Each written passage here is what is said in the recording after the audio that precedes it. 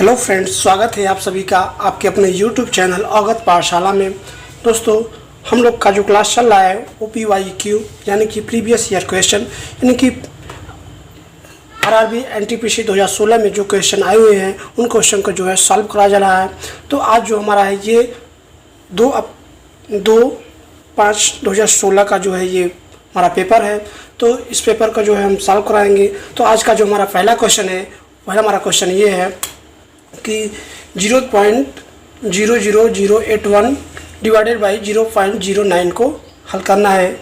तो देखिए इसको हम कैसे सॉल्व करेंगे, यानी कि 0.00081 इसको डिवाइड करना है 0.09 से।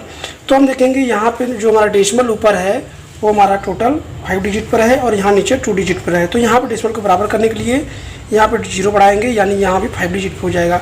अब डेसिमल से डेसिमल कैंसिल हो जाएगा। यहाँ से हमारा बचा है 81/9, ये 9000। उसके बाद यहाँ से इसको डिवाइड कर देंगे, 9 9 जा 81 और 9 से डिवाइड करेंगे तो ये 1000 आ गया।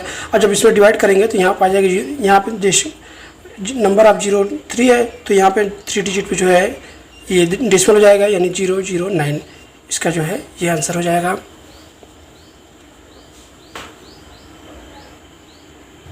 चलते हैं अपने अगले क्वेश्चन की तरफ। अगला क्वेश्चन हमारा है कि एक 20 मीटर लंबी सीढ़ी एक खड़ी दीवार पर खड़ी है और यह जमीन के साथ जो है 60 अंश का कोण बनाती है। तो दीवार से सीढ़ी के पैरों के बीच की दूरी ज्ञात करनी है। यहाँ पे मिस्टेक हो गया है, यहाँ पे 6 डिग्री का कोण दिया है, लेकिन वो यहाँ पे 60 डिग्री का कोण होगा। तो यहाँ पे हमारा जो क्वेश्चन है कि एक जो है 20 मीटर लंबी सीढ़ी है जो कि एक दीवार पर खड़ी है।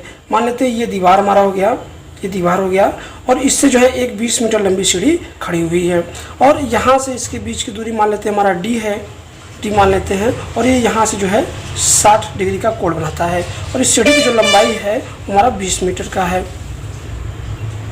ये 20 मीटर का है। तो हम देखेंगे इसको जो है कॉस के फॉर्म देखेंगे तो ये कॉस थीटा इक्वल टू होता है बेस अपॉन हाइपोटेनियस, यानी कि आधार बटे कर्ण। तो आधार हमारा ये D हो गया और कर्ण हमारा हो गया ये 20 मीटर का।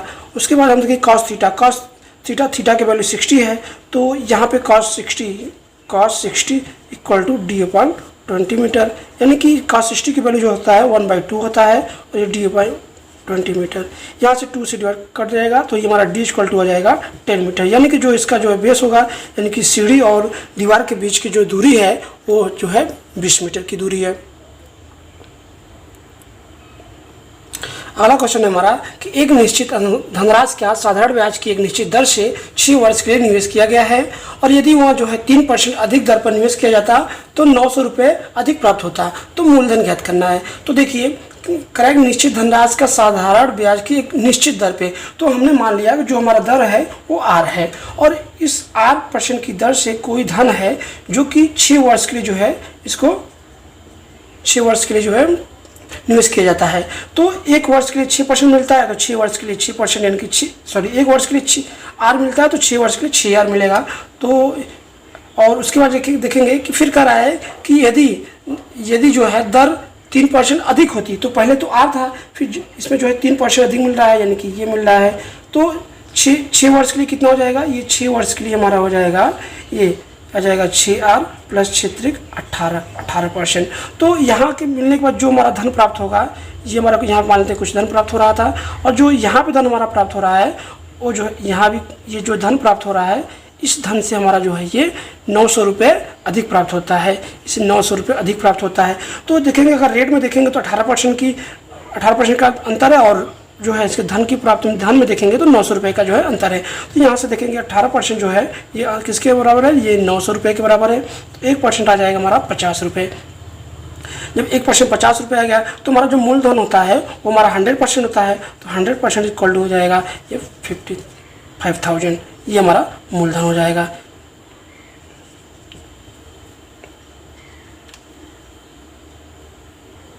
हमारा अगला क्वेश्चन है कि 12 मीटर और 17 मीटर लंबे खंभे जमीन पर सीधे खड़े हैं और उनके पैरों के बीच की जो दूरी दिया हुआ है वो 12 मीटर है। तो उनके शीर्षों के बीच की दूरी पूछा हुआ है। तो 2 खंभा है, ये मानते हैं ये खंभा हो गया और ये खंभा हो गया और इसके बीच की जो दूरी दिया हुआ है ये 12 मीटर का दिया हुआ है। कितने मीटर का? 12 मीटर का दिया हुआ है। और इस एक खंभे की जो ऊंचाई दिया है 12 मीटर और दूसरे खंभे की जो ऊंचाई दिया है वो 17 मीटर का है। तो ये 17 मीटर का, तो इनके बीच की इनके बीच की दूरी ये इनके बीच की दूरी पूछा हुआ है। तो इसको जो है यहाँ से मिला देते हैं। तो ये अगर 12 मीटर है तो ये भी 12 मीटर हो जाएगा। ये टोटल 17 मीटर था यहाँ से यहाँ तक, तो ये हमारा बचेगा सिर्फ 5 मीटर। क्यों? क्योंकि यहाँ से 12 मीटर यहाँ तक 12 मीटर हो गया, फिर ऊपर 5 मीटर बच गया।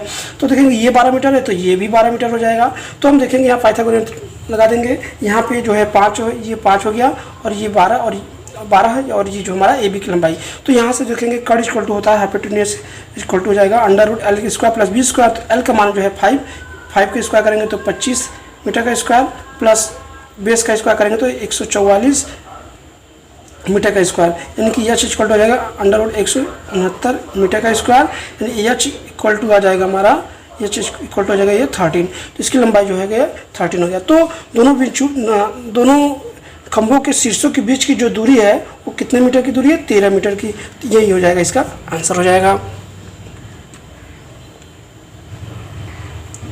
अगला क्वेश्चन है हमारा कि 2 अंकों की एक संख्या के अंकों का योग जो है वो 13 है।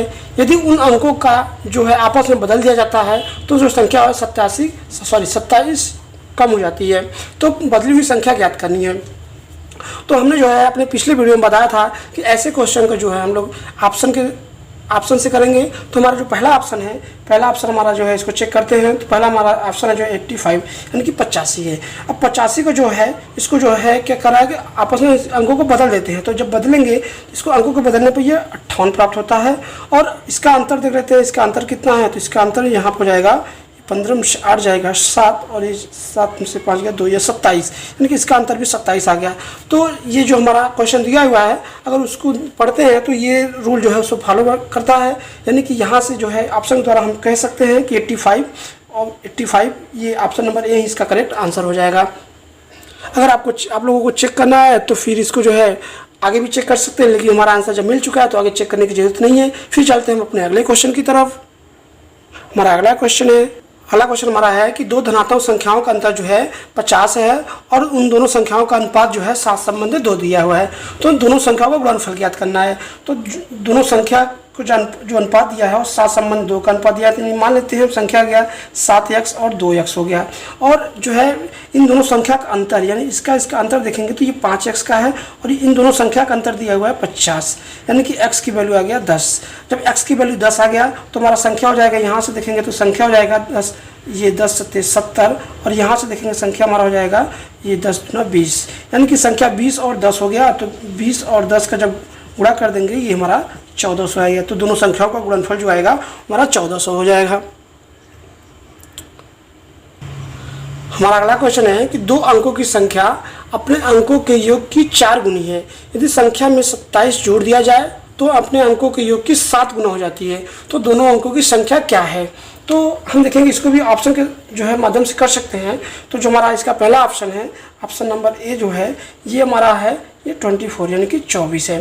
तो हम देखेंगे जो हमारा पहला ये कर रहा है कि 2 संख्या अंकों के योग की 4 गुनी है। तो इन अंकों का योग हो गया 6 और ये 6 का 4 गुना है, यानी कि संख्या का योग जो हो गया ये 2 + 4 यानी कि 6 हो गया। और जब 6 का जो 4 गुनी करेंगे तो ये 24 आएगा, यानी ये तो फॉलो कर रहा है। फिर कह रहा है आगे कि यदि संख्या में 27 जोड़ दिया है, संख्या हमारा 24 था और 24 में जब 27 को जोड़ देते हैं तो जब इसमें 24 27 जब जोड़ेंगे तो ये हमारा आएगा 51 आ गया। अब देखेंगे ये 51 जो है ये संख्या की क्या 7 गुना है? नहीं है, तो ये ऑप्शन हमारा नहीं होगा। हम ऑप्शन नंबर बी को चेक करते हैं। ऑप्शन नंबर बी हमारा है 12 यानी कि संख्या 1 और 2 है। इन संख्याओं का जो है 4 गुना इनकी 12 संख्या यहाँ तो आ रहा है, लेकिन फिर अगला स्टेप चेक करते हैं कि संख्या में 27 जोड़ दिया जाए, यानी कि 12 में जो है 27 को जब जोड़ दिया जाता है तो 39 आता है। तो क्या यहाँ इसका जो है 7 गुना है? नहीं है, तो ये भी ऑप्शन नहीं होगा। ऑप्शन नंबर सी को चेक करते हैं। ऑप्शन नंबर हमारा सी है 48 यानी कि इस संख्या का योग करेंगे 4 और +8 को और इसको जो है 4 से मल्टीप्लाई करेंगे तो 8 × 12 = 48 आ गया। ये रूल तो फॉलो कर रहा है। फिर अगला हमारा स्टेप जो कह रहा है कि ये जो संख्या है इसमें अगर संख्या में 27 को जोड़ दिया जाए तो 27 को जब जोड़ दिया जाए तो ये हमारा आ जाएगा 75, और 75 क्या इस संख्या का जो है 7 गुना है? नहीं है, तो ये भी ऑप्शन हमारा नहीं होगा। तो यहाँ से ऑप्शन नंबर डी हमारा जो है 36 है। यहाँ से बिना कुछ किए इसको जो है टिक कर सकते हैं। अगर आप लोगों को लगता है कि इसको चेक कर लिया जाए तो चलिए इसको चेक कर लेते हैं। तो 36 है, तो इसको जो है 3 + 6 को जब मल्टीप्लाई करेंगे 4 में तो ये आ जाएगा 36, यानी कि संख्या के बराबर आ गया। अब 36 में जो है इसमें जो है 27 को ऐड कर देंगे तो जो संख्या हमारा आ जाएगा ये 63 आ जाएगा, यानी कि ये 63 आ गया। अब ये 63 जो हो गया इन संख्याओं के योग का 7 गुना है। तो संख्या का योग कितना है? 6 और 3 9 है, तो 9 का ये 7 गुना है। हाँ, 9 7 63 ये 7 गुना है, तो ये भी ऑप्शन इसका सही हो जाएगा। तो इस क्वेश्चन को हमने बताया है कि ऑप्शन के माध्यम से आसानी से कर सकते हैं। फिर चलते हैं हम अपने अगले क्वेश्चन की तरफ। अगला क्वेश्चन हमारा है कि P कार्य करने में Q से 2 गुना सक्षम है और दोनों साथ मिलकर एक काम को 22 दिनों में पूरा करते हैं।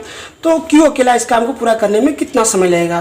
तो P और Q दो लोग हैं, तो जो है P जो है Q से 2 गुना सक्षम है, यानी कि क्षमता का दिया, इफिशियंसी इसका दिया है, इफिशियंसी दिया हुआ है क्षमता, इनकी ये Q जो है P से 2 गुना है। तो ये मान लेते हैं ये P T समझ लेता है, सॉरी P की क्षमता T है तो Q की क्षमता 2T हो जाएगा। और जो इनका समय होता है ये इसका रेसिप्रोकल होता है, यानी कि अगर ये 2T इसकी क्षमता दुगनी है तो ये समय कम लेगा और इसकी क्षमता कम है तो ये समय ज़्यादा लेगा, तो इसका ये रेसिप्रोकल हो जाएगा, यानी कि ये 2T समय लेगा और ये T समय लगेगा।